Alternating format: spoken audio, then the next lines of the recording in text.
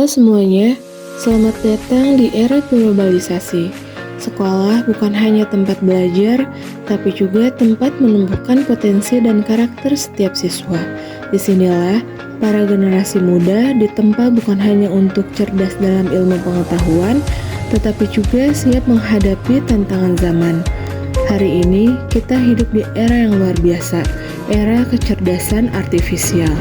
Mulai dari membuka ChatGPT, Gemini AI, Google Maps, autocorrect, ataupun Google Assistant.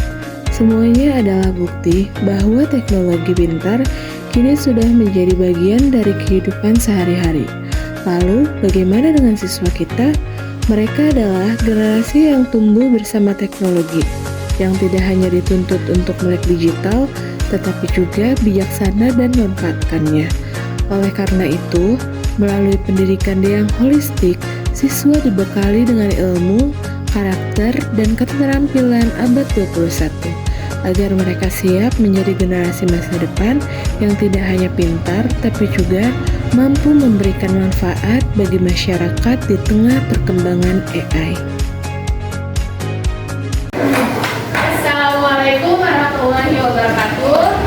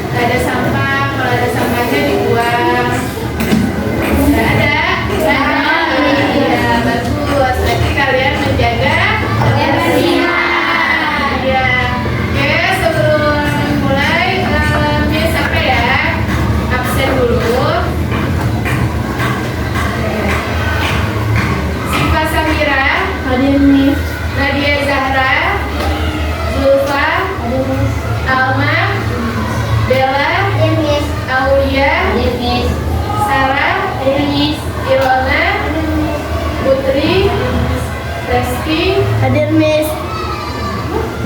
Sakina, Hadir Miss. Miswa, Hadir Miss. Inasi, Sakila, Dana, Miss. Arifat Sakila, Jurkis.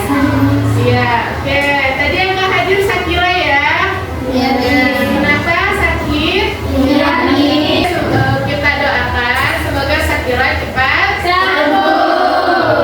dan bisa mengikuti pembelajaran lagi.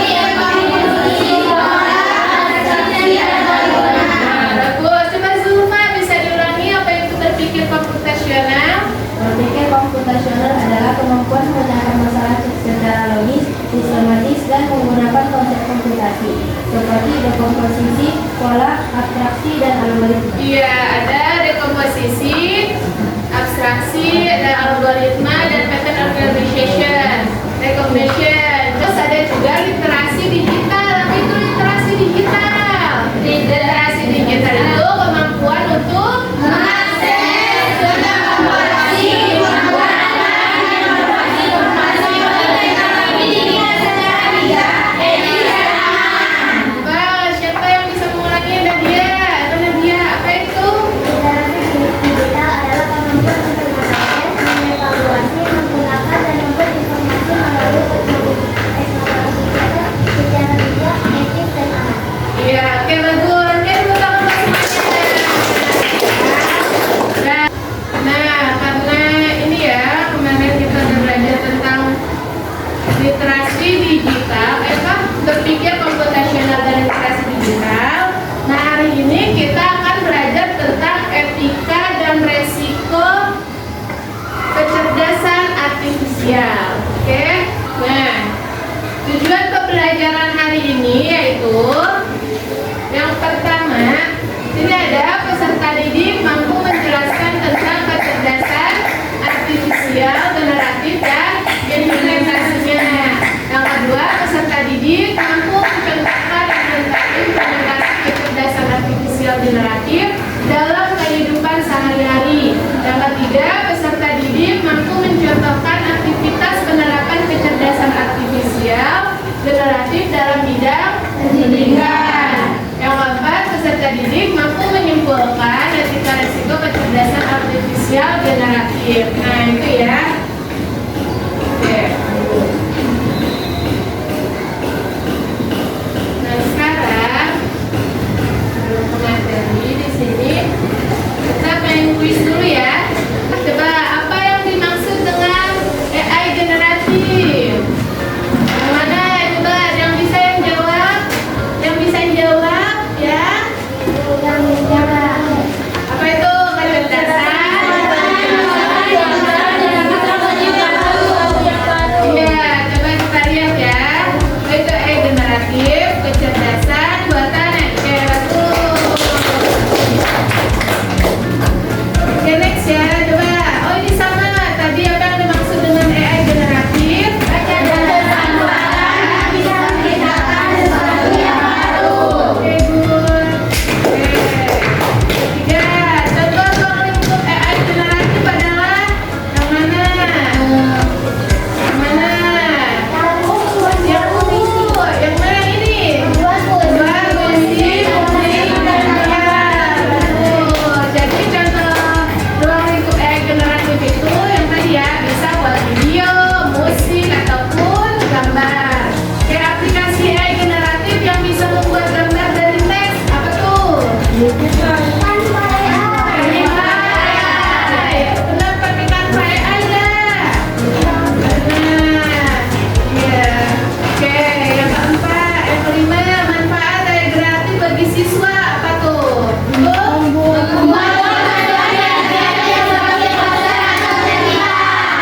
coba kita lihat. Oke, bagus. Kreatif. Yang terakhir ya, AI generatif sering digunakan dalam kehidupan sehari-hari melalui filter coba kalau kalian biasanya pakai main TikTok pakai filter nggak? Pakai. Juga ada termasuk AI atau kecerdasan artifisial ya. Itu bahasa Inggrisnya itu AI, tapi kalau bahasa Indonesianya kecerdasan artifisial. Oke. Nah, sekarang di sini kita ada video. Kalian di ini dulu ya. Diperhatikan, didengarkan baik-baik. Generative AI. Ketika konten baru diciptakan oleh kecerdasan buatan, ini disebut sebagai generative AI. Ini bisa melibatkan pembuatan teks dan gambar, serta video, musik, atau Sekarang ada di sini video sebelum kasih kelompok, karena kita akan nunggu kerja kelompok. Nah, di sini ada video yang akan kalian bahas untuk kerja kelompok nanti. Jadi dilihat baik-baik. Teknologi seperti deepfake di mana penipuan-penipuan bisa menggunakan foto-foto yang dicari di internet untuk menjadi bahan penipuan identitas untuk membuka dan menjalani beberapa transaksi keuangan. Attack-attacknya pakai generative AI di mana kalau misalnya semua transaksinya direview ulang dan ada tim fraud yang bisa ngecek fotonya kelihatan asli. Kalian sempat dengarkan berita penipuan yang terus beredar. Dengan berkembangnya teknologi, kasus penipuan juga terus meningkat. Dan siapa sangka, teknologi yang selalu kita puji ternyata menjadi salah satu senjata paling mematikan di dunia bagi para penipu. Hari ini, kita akan bahas bahayanya teknologi AI dan bagaimana kita bisa membedakannya dari kenyataan. Selamat datang kembali ke channel kami TIELTS Belajar di India. Jika kalian mau belajar lebih tentang India, klik subscribe dan sebelum kita mulai pembahasan kita, Sita mau melakukan tes nih. Coba kalian lihat kedua gambar ini dan tunjukkan gambar mana yang AI.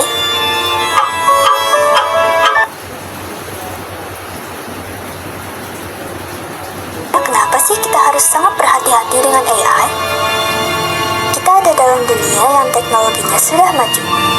Namun, masih ada banyak juga orang yang belum tahu atau belum paham bahwa AI dapat digunakan untuk hal yang tidak baik oleh orang-orang jahat. Ya, dari video yang tadi udah dilihat baik-baik. Ya, kalau misalnya kalian nih kayak yang tadi ya, misalnya muka kalian ada di video yang nggak bagus, kalian mau nggak kayak gitu? Ngerti kan? Iya, makanya itu bahayanya AI kalau sudah dipakai dengan baik. Atau misalnya kayak sekarang itu banyak tuh suara-suara, kalau kalian pernah dapat telepon nggak dari orang-orang yang nggak jelas ya kan, mengatasnamakan kita, misalnya saudara kita, saya ini sepupunya dari sini, lalu dia menggunakan suara-suara yang palsu kan. Nah itulah bahayanya AI juga. Sekarang Miss kasih tugas kalian bikin ada satu kelompok 4 orang, coba dibikin kelompoknya masing-masing. Setelah itu kalian Miss kasih tugas untuk mencatat tadi hasil video yang tadi. Nah, kelompoknya udah kelompok masing-masing udah dibagi. Udah. Kelompok 1 mana? Ini, oke, kelompok 2. Ini kelompok 3. Oke, kelompok 4. Udah ya, baik. Sekarang coba dilihat ke depan semua. Tadi kan sudah kita lihat videonya, masalah tentang penggunaan AI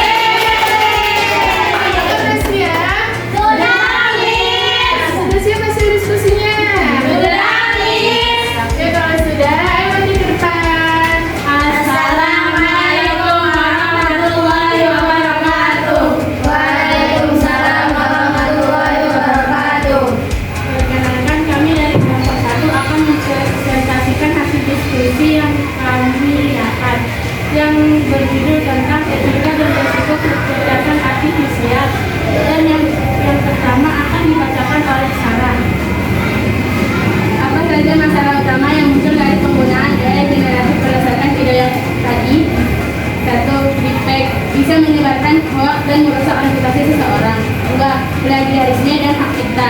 Karya AI sering menirukan hak izin. 3. Disinformasi atau hoaks. Berita palsu bisa cepat menyebar. 4. Pelanggar privasi. Data pribadi bisa digunakan tanpa persetujuan. Dan dilanjut oleh Bella. Mengapa defek dianggap berbahaya bagi masyarakat? Berikan contoh kasus nyata yang pernah terjadi. Defek berbahaya karena bisa membuat orang lain percaya dengan video palsu. Bisa dipakai untuk pemerasan, penyebar fitnah, atau pornografi non-kredit seksual. Contoh kasus terjadi pada tahun 2019 yang terjadi pada Presiden Amerika Serikat Barack Obama yang mengucapkan hal yang